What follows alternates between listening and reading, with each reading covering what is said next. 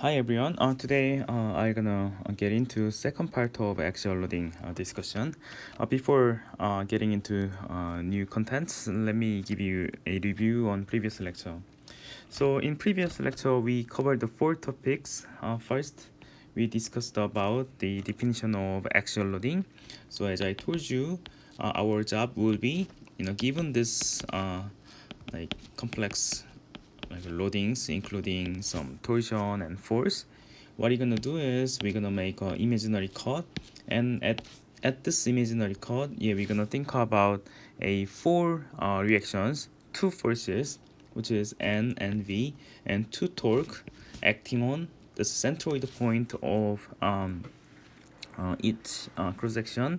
And we're gonna find like what will be the NTVM given these kind of external loading.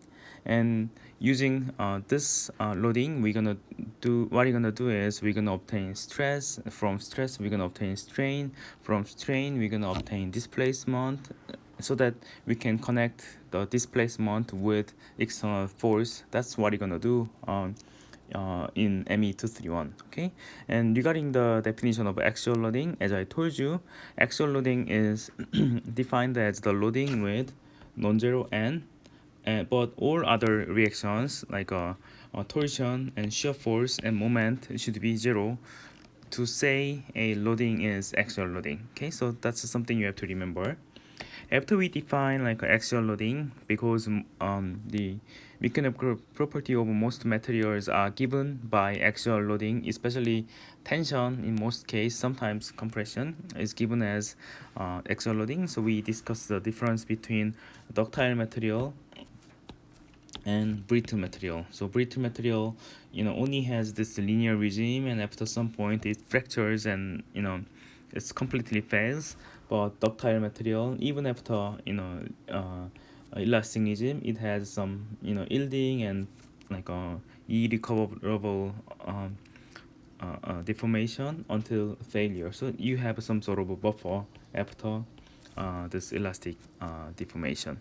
And when I told you about the stress strain curve, I told you the difference between stiffness, which is the slope in the linear regime, strength, which is the largest stress that each sample can sustain, and toughness, which is the area uh, below this, like how much energy a material can absorb until the failure. So the definition of stiff, strong, and tough is different, so please have a clear distinction between these three terms from now on.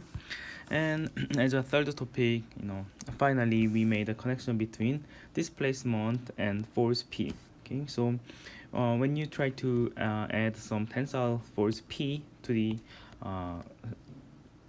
pillar with cross-sectional area A and length L, we derived that the displacement delta is PL over AE. Okay, and the derivation is relatively simple. And even though we only considered the displacement for this simple loading, based on this knowledge, we were able to solve like a much complex problem, like with these kind of three forces, right? In addition to these forces, where we can make a section here and there and there, we can also solve a problem with continuously varying stress.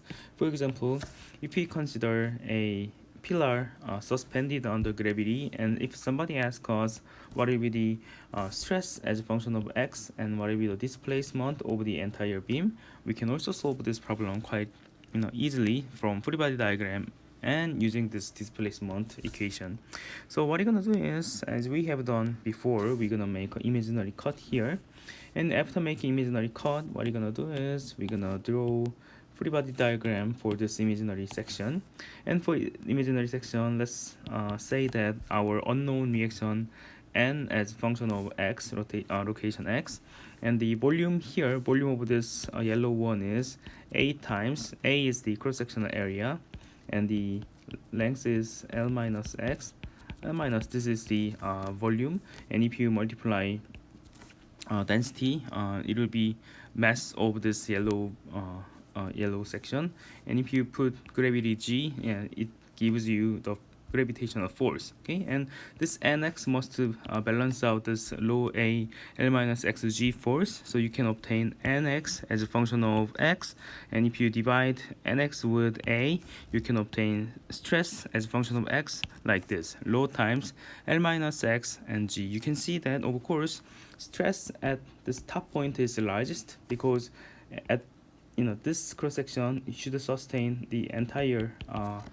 weight. However, if you consider imaginary surface here, it can only sustain force under this imaginary section. So you can see that stress becomes largest near the ceiling, and becomes zero when it approaches to the surface, right? Now, how can we obtain the displacement? Yeah, displacement will be, of course, what you can do is you can make a little tiny section dx, the length dx. And for this little tiny dx, if you can obtain a little tiny displacement, and if you sum up this displacement for entire body, then you can obtain the answer. Okay, so this is the integral equation for summing up the infinitesimal displacement. And this infinitesimal displacement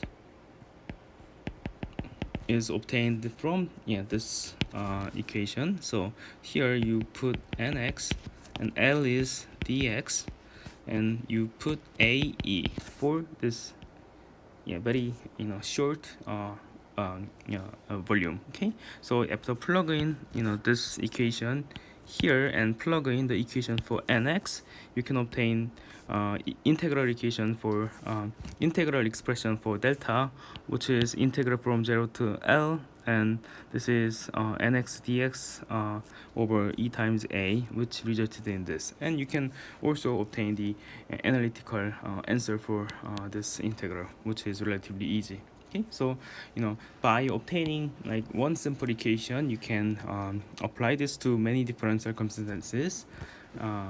Okay, and after that, as a final topic, we discussed about static indeterminacy problem. What